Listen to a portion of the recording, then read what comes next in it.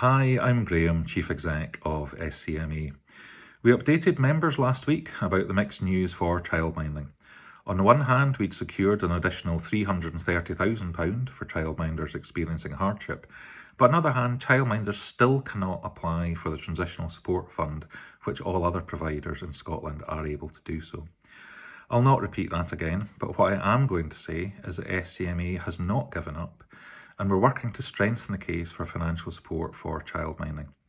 I should also reassure you that there continues to be a very high level of interest in your concerns and in our concerns.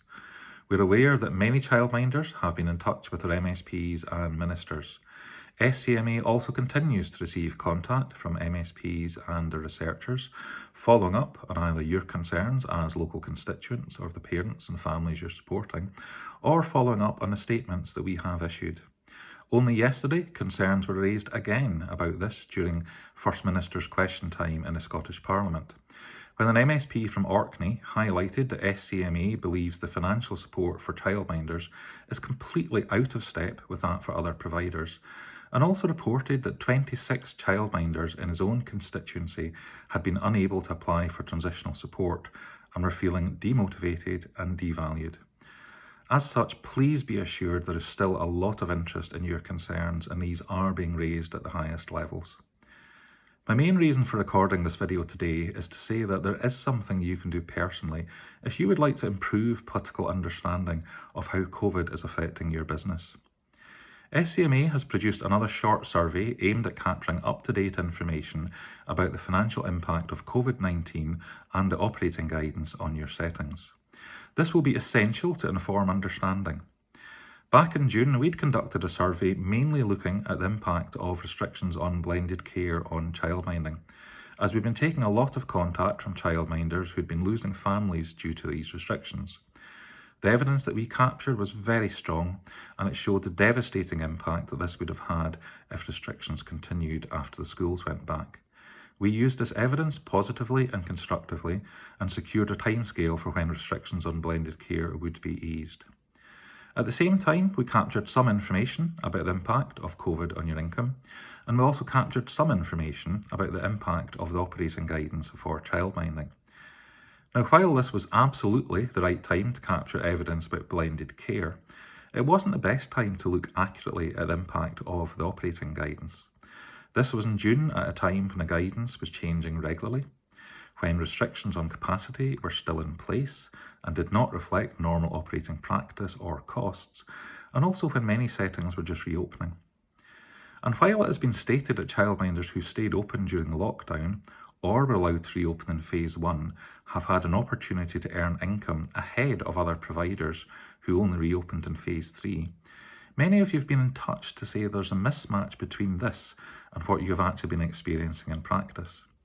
We are particularly aware that many of you may still be operating at reduced levels below normal capacity within your settings, and the demand for childcare has been affected by a range of factors, including parents on furlough, and as a result of employees still being advised by the Scottish Government to work from home where possible to reduce the risk of transmission of infection. So capturing evidence of this will be very important to inform understanding. We're also in a different place and time now. Our operating guidance is more consistent and many more settings have reopened. However, it is also deeply concerning that over 4 weeks since the schools returned, almost 25% of childminding settings, that's 1,100 childminders, are still closed. We believe that many of you, open or closed, have very real concerns about your business viability in the future. On top of this, we want to capture information about the hidden costs for childminding arising from the operating guidance. Nurseries and other larger providers will cost additional staff time for cleaning and administration linked to requirements of their guidance. So in simple terms, what it will cost them to pay additional hours to employees. For childminding, we know things are very different. The majority of you are sole workers. You don't have the luxury of being able to pay additional hours to other staff.